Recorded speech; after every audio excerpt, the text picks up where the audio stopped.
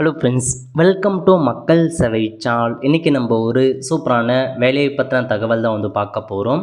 அதாவது railway துறையிலேருந்து RRB NTPC under கிராஜுவேட்டுக்கான புதிய வேலையை அறிவிச்சிருக்காங்க. இப்போ அந்த வேலைக்கு யார் யாரெல்லாம் அப்ளை பண்ணலாம், இதுக்கு தேவையான எலிஜிபிலிட்டி என்ன, இதை பற்றின மொத்த இன்ஃபர்மேஷன் தான் இந்த வீடியோ பார்க்க போகிறோம். இந்த வீடியோ ஸ்கிப் பண்ணாமல் ஃபுல்லாக பாருங்கள். அது மட்டும் அல்ல, இந்த வீடியோ நிறைய பேருக்கு ஷேர் பண்ணுங்கள். வீடியோக்குள்ளே போகிறதுக்கு முன்னாடி வேலைவாய்ப்புக்குன்னு தனியாக நம்ம ஒரு சேனல் க்ரியேட் பண்ணியிருக்கோம்.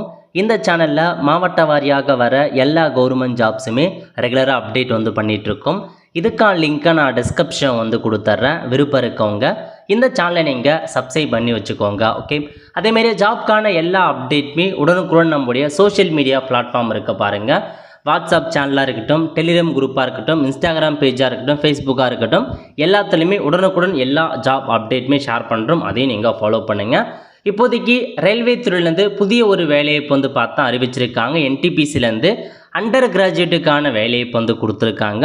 இதுக்கு முன்னாடி என்டிபிசிலேருந்து கிராஜுவேட்கான பதவி கொடுத்துருந்தாங்க. அந்த வேலைக்கு யார் யாரெல்லாம் அப்ளை பண்ணலாம், எப்படி ஸ்டெப் பை ஸ்டெப்பாக அப்ளை பண்ணுறது, இது நம்ம சேனலில் வீடியோ போட்டிருக்கோம். ஸோ அந்த கிராஜுவேட் பதவிக்கு டிகிரி முடித்தவங்க அப்ளை பண்ணிக்கலாம். 5000 வேக்கன்சி கொடுத்துருந்தாங்க. இப்போது என்டிபிசிலேருந்து அண்டர் கிராஜுவேட்டுக்கான வேலையை புதிய நோட்டிஃபிகேஷன் பப்ளிஷ் பண்ணியிருக்காங்க. ஸோ இப்போ இதை பற்றி பார்க்கலாம். ஓகே, எப்போ அப்ளை பண்ண ஸ்டார்ட் பண்ணலாம் அப்படின்னா 28/10/2025 கடைசி தேதியை பொறுத்த வரைக்கும் 27/11/2025 இந்த வேலைக்கு நீங்கள் ஆன்லைன் மூலமாக அப்ளை பண்ணுற மாதிரி இருக்கும். ஆன்லைன் மூலமாக அப்ளை பண்ண சொல்ல ஏதாச்சும் மிஸ்டேக் பண்ணிட்டீங்க அப்படின்னா அதை கரெக்ஷன் பண்ணிக்கலாம். அதுக்கான தேதி 30/11/2025 9/12/2025 வரைக்கும் கரெக்ஷன் பண்ணிக்கலாங்க. பட் உங்களுடைய அக்கௌண்ட் டீட்டெயில்ஸில் கரெக்ஷன் பண்ண முடியாது, அப்ளிகேஷனில் மட்டும்தான் மாடிஃபிகேஷன் பண்ண முடியும். அதுவும் நீங்கள் அமௌண்ட்டு பேமெண்ட் பண்ணி தான் கரெக்ஷன்ஸ் பண்ண முடியும் அப்படின்றத உங்களுக்கு சொல்லியிருக்காங்க. நோட் பண்ணிக்கோங்க. ஸோ வேக்கன்சிக்கான டீட்டெயில்ஸ் பற்றி கொடுத்துருக்காங்க பாருங்கள்.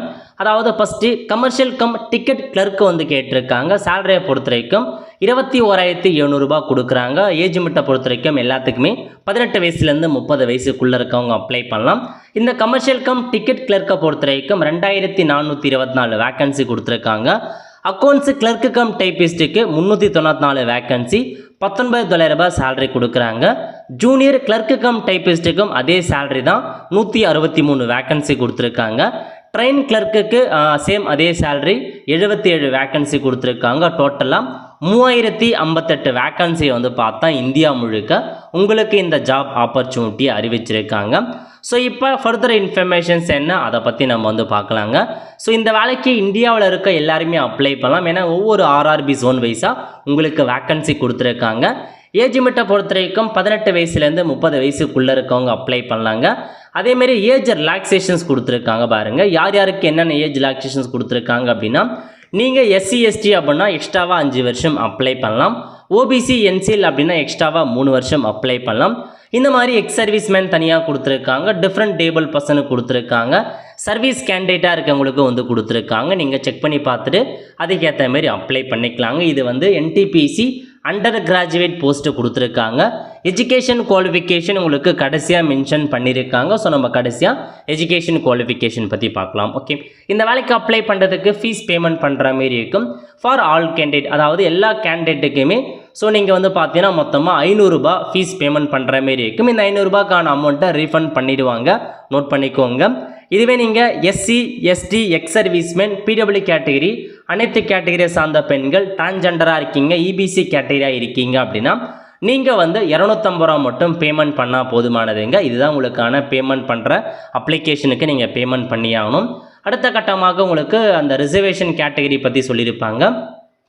ஸோ ரிசர்வேஷன் கேட்டகரி என்ன அப்படின்றதுலாம் நீங்கள் செக் பண்ணி பார்த்துக்கோங்க. அதுக்கப்புறம் நம்ம பார்க்கக்கூடிய முக்கியமான இன்ஃபர்மேஷன், ஸோ எக்ஸாம் பேட்டர்ன் பற்றி கொடுத்துருக்காங்க.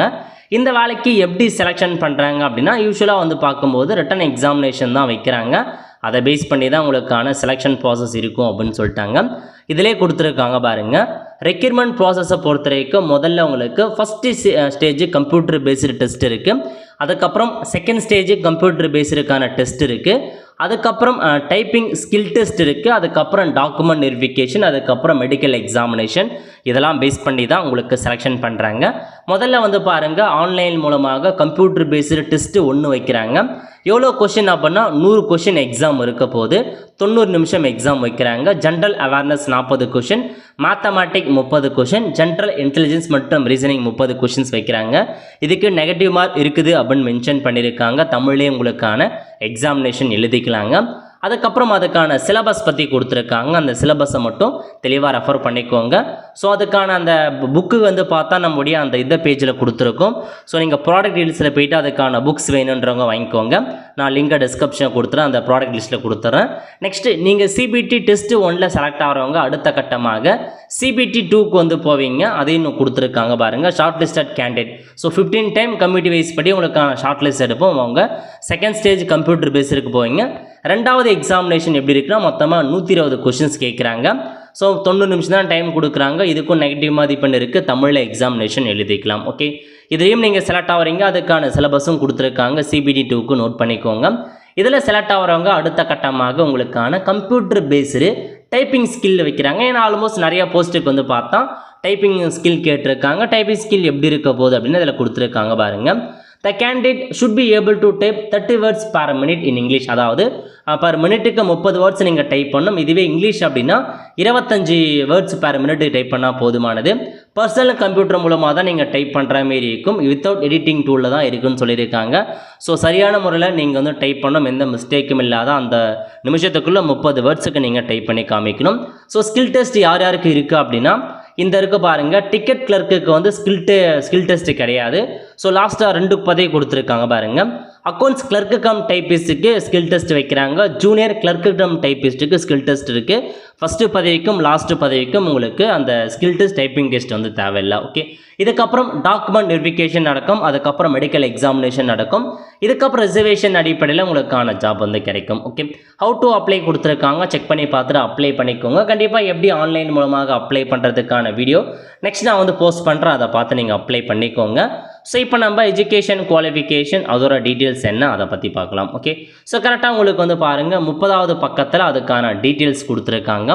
முதல்ல வந்து கமர்ஷியல் கம் டிக்கெட் கிளர்க் இந்த பதவிக்கான கல்வி தகுதி 12th பாஸ் பண்ணியிருக்கீங்க அப்படின்னா தாராளமாக அப்ளை பண்ணலாங்க. 12th 50% மதிப்பெண் எடுத்திருக்கணும் அப்படின்றத மென்ஷன் பண்ணியிருக்காங்க. அதை நோட் பண்ணிக்கோங்க. ஸோ 12th பாஸ் பண்ணால் போதுமானது. ஏன்னா அண்டர் கிராஜுவேட்னாவே 12th பாஸ் பண்ணால் போதுமானது. அக்கௌண்ட்ஸ் கிளர்க்கு கம் டைப்பிஸ் இந்த பதவிக்கும் 12th பாஸ் பண்ணால் போதுமானது. பட் உங்களுக்கு டைப்பிங் நல்லா தெரிஞ்சிருக்கணும் அப்படின்னு சொல்லியிருக்காங்க. இங்கிலீஷ் அல்லது ஹிந்தியில் டைப் ரைட்டிங் தெரிஞ்சிருக்கணும். நெக்ஸ்ட்டு ஜூனியர் கிளர்க்கு கம் டைப்பிஸ்ட்டுக்கும் அதே மாதிரி தான் 12th பாஸ் பண்ணவங்க அப்ளை பண்ணிக்கோங்க. டைப்பிங் நாலேஜ் இருக்கணும் அப்படின்றத கேட்டிருக்காங்க. ட்ரெயின் கிளர்க்கு கேட்டிருக்காங்க. இதுக்கும் நீங்கள் 12th பாஸ் பண்ணால் போதுமானது. 12th போதுமானது, அப்ளை பண்ணலாம். ஓகே, ஸோ பேசிக்காக இந்த நோட்டிஃபிகேஷனுக்கு 12th முடிச்சிருக்கீங்க அப்படின்னா தாராளமாக நீங்கள் அப்ளை பண்ணலாங்க. நெக்ஸ்ட்டு ஒவ்வொரு ஆர்ஆர்பி வைஸாக உங்களுக்கான வேக்கன்சி கொடுத்துருக்காங்க. நம்ம சென்னை ஆர்ஆர்பிக்கு எவ்வளோ வேக்கன்சி கொடுத்துருக்காங்க அப்படின்னா டோட்டலாகவே 80 வேக்கன்சி வந்து கொடுத்துருக்காங்க. இதில் வந்து பாருங்கள், டிக்கெட் கிளர்க்குக்கு மொத்தமாக 21 வேக்கன்சி, அக்கௌண்ட் கிளர்க்கு கம் டைப்பிஸ்ட்டுக்கு 2 வேக்கன்சி கிட்ட கொடுத்துருக்காங்க. இதில் ஐசிஎஃப்க்கு 2 வேக்கன்சி, சதர்ன் ரீஜனுக்கு 56 வேக்கன்சி, ட்ரெயின் கிளர்க்குக்கு 1 வேக்கன்சி கொடுத்துருக்காங்க. ஸோ இதுதான் பேசிக் இன்ஃபர்மேஷன். உங்களுக்கு அந்த ஜூனியர் கிளர்க்கு கம் டைப்பிஸ்ட்டுக்கான பதவி வந்து தமிழகத்துக்கு வந்து கிடையாதுங்க. ஸோ மீதி இருக்க அந்த 3 பதவிக்கு மட்டும்தான் வேலைவாய்ப்பு வந்து கொடுத்துருக்காங்க. நல்ல ஒரு ஜாப் ஆப்பர்ச்சுனிட்டி. 12th முடித்தவங்களுக்கு ஒரு வாய்ப்புங்க.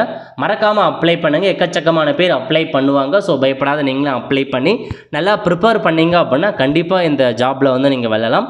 ஸோ ப்ரிப்பேர் பண்ணுங்கள், அப்ளை பண்ணுங்கள். கண்டிப்பாக எப்படி ஆன்லைன் மூலமாக அப்ளை பண்ணுறதுக்கான வீடியோ கொடுத்து நெக்ஸ்ட்டு வீடியோவை நம்ம சேனலில் போடும், அதை பார்த்து நீங்கள் அப்ளை பண்ணுங்கள். அதுக்கு மறக்காம நம்ம சேனலை சப்ஸ்கிரைப் பண்ணி வச்சுக்கோங்க. பார்த்துருக்கான பெல் ஐக்கானை ப்ரெஸ் பண்ணுங்கள். அப்போ தான் நம்ம போடக்கூடிய எல்லா ஜாப் அப்டேட்டுமே உங்களுக்கு வந்து சேரும்.